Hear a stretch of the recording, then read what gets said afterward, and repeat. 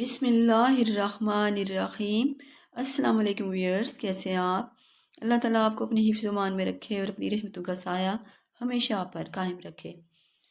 اللہ کی راہ میں خرچ کرنا ہر سچے اور متقی مومن کا وصف ہے۔ اللہ نہ صرف ہمیں اپنی راہ میں خرچ کرنے کی ترغیب دیتا ہے بلکہ ہمیں نہایت دلکش انداز سے اس نیکی کی طرف مائل بھی کرتا ہے۔ سورہ بقرہ کی آیت نمبر 265 میں اللہ کا ارشاد ہے، اور جو لوگ خدا کی خوشنودی حاصل کرنے کے لیے اور خلوص نیت سے اپنا مال خرچ کرتے ہیں، ان کی مثال ایک باغ کی سی ہے جو اونچی جگہ پر واقع ہو۔ جب اس پر مینہ پڑے تو دگنا پھل لائے، اور اگر مینہ نہ بھی پڑے تو خیر پھوہار ہی سے ہی، اور خدا تمہارے کاموں کو دیکھ رہا ہے۔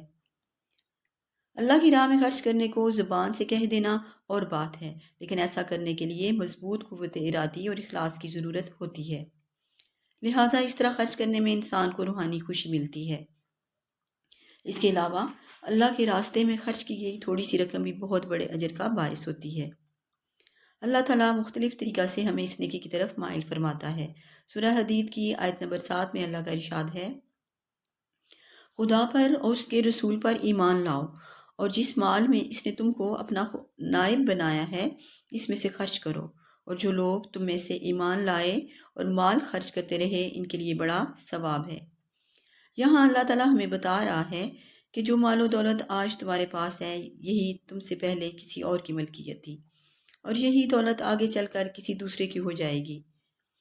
یہ جان لینا چاہیے کہ اللہ نے یہ مال و دولت عارضی طور پر ہمارے سپرد کیا ہے، لہٰذا ہمیں اس مال کو اللہ کی راہ میں خرچ کرنے میں کوئی تامل نہیں ہونا چاہیے۔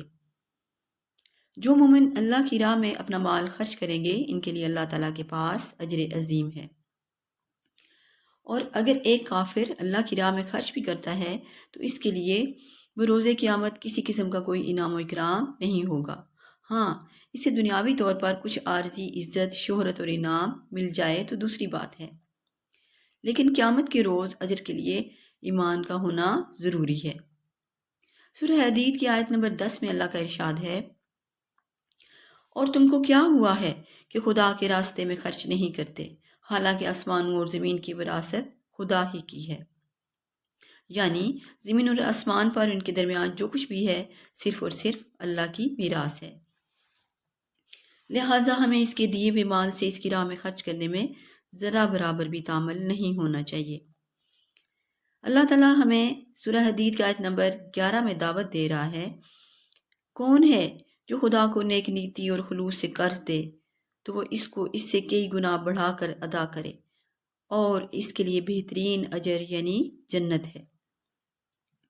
حضرت انس رضی اللہ تعالیٰ عنہ سے روایت ہے کہ رسول صلی اللہ علیہ وآلہ وسلم نے فرمایا کہ اگر کسی کو سونے سے بھری ہوئی وادی مل جائے تب بھی وہ مطمئن نہیں ہوگا، بلکہ ایک اور ایسی وادی کی خواہش کرے گا۔ در حقیقت ایسے آدمی کا منہ صرف قبر کی مٹی ہی بھر سکتی ہے۔ بخاری۔ ابی بن کعب رضی اللہ تعالیٰ عنہ فرماتے ہیں کہ اللہ کے رسول صلی اللہ علیہ وآلہ وسلم نے یہ حدیث اس قدر دہرائی کہ ہمیں گمان ہونے لگا کہ کہیں یہ قرآن کی آیت تو نہیں، یہاں تک کہ سورہ تکاثر نازل ہو گئی۔ سورہ تکاثر میں اللہ تعالیٰ کا ارشاد ہے، لوگو تم کو مال کی بہت سی طلب نے غافل کر دیا، یہاں تک کہ تم نے قبریں جا دیکھی، دیکھو تمہیں عنقریب معلوم ہو جائے گا، پھر دیکھو تمہیں عنقریب معلوم ہو جائے گا، دیکھو اگر تم جانتے ہو یعنی علم و یقین رکھتے تو غفلت نہ کرتے، تم ضرور دوزخ کو دیکھو گے، پھر اس کو ایسا دیکھو گے کہ عین الیقین آ جائے گا، پھر اس روز تم سے شکر نعمت کے بارے میں پوچھا جائے گا۔ انسان کی یہ خاصیت ہے کہ زیادہ سے زیادہ دولت جمع کرے، لیکن ہمارے لیے زکوٰۃ دینا فرض کر دیا گیا ہے۔ اللہ تعالیٰ نے قرآن میں نماز کے ساتھ ساتھ زکوٰۃ کا ذکر کئی بار کیا ہے۔ خلیفہ اول حضرت ابوبکر صدیق رضی اللہ تعالیٰ عنہ نے تو زکوٰۃ ادا نہ کرنے والوں کے خلاف جنگ تک کا اعلان کر دیا تھا، جبکہ وہ لوگ نماز اور روزوں کی پابندی کیا کرتے تھے۔ اللہ تعالیٰ سورہ مزمل کی آیت نمبر 20 میں فرماتا ہے، اور نماز پڑھتے رہو اور زکوٰۃ ادا کرتے رہو، اور خدا کو نیک اور خلوص نیت سے قرض دیتے رہو۔ اللہ تعالیٰ ہمیں ترغیب دے رہا ہے کہ ہم نماز کے ساتھ ساتھ باقاعدہ زکوٰۃ بھی ادا کرتے رہیں، اور زکوٰۃ کے علاوہ صدقات بھی کیا کریں۔ اللہ تعالیٰ نے مومنوں کے اوصاف کا ذکر قرآن میں مختلف مقامات پر کیا ہے، جیسے سورہ زاریات کی آیت نمبر 17 تا 19 میں اللہ کا ارشاد ہے، وہ یعنی اللہ کے نیک بندے رات کے تھوڑے حصے میں سوتے تھے اور اوقات سحر میں بخشش مانگا کرتے تھے، اور ان کے مال میں مانگنے اور نہ مانگنے والے دونوں کا حق ہوتا تھا۔ اسی طرح ایک دوسری جگہ اللہ تعالیٰ سورہ معارج کی آیت نمبر 24 اور 25 میں فرماتا ہے، اور جن کے مالوں میں حصہ مقرر ہے، یعنی زکوٰۃ مانگنے والے اور نہ مانگنے والوں کے لیے۔ زکوٰۃ کی 2.5% مقدار اللہ نے خود مقرر کی ہے، اور اس میں قیامت تک کے لیے کمی بیشی نہیں کی جا سکتی۔ خرچ کرنے کا ایک طریقہ اللہ تعالیٰ نے سورہ دہر میں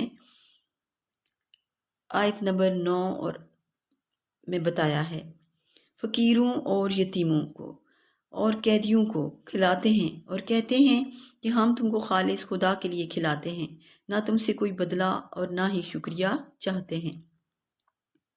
صحابہ کرام رضی اللہ تعالیٰ عنہ اللہ کی ہدایت پر فوراً عمل کرتے تھے۔ سورہ آل عمران کی آیت نمبر 92 میں اللہ کا ارشاد ہے، مومنو، جب تک ان چیزوں میں سے جو تمہیں محبوب ہیں راہ خدا میں صرف نہ کرو گے، کبھی نیکی حاصل نہ کر سکو گے۔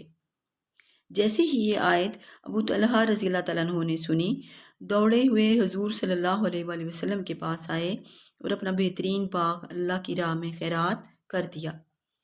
اس طرح یہ آیت کریمہ سنتے ہی زید بن حارث رضی اللہ تعالیٰ عنہ نے اپنی سواری کا بہترین گھوڑا اللہ کی راہ میں دے دیا۔ اللہ تعالیٰ سے دعا ہے کہ وہ ہم سب کو زکوٰۃ اور صدقات ادا کرنے کی توفیق عطا فرمائے۔ آمین ثم آمین یا رب العالمین۔ اللہ حافظ۔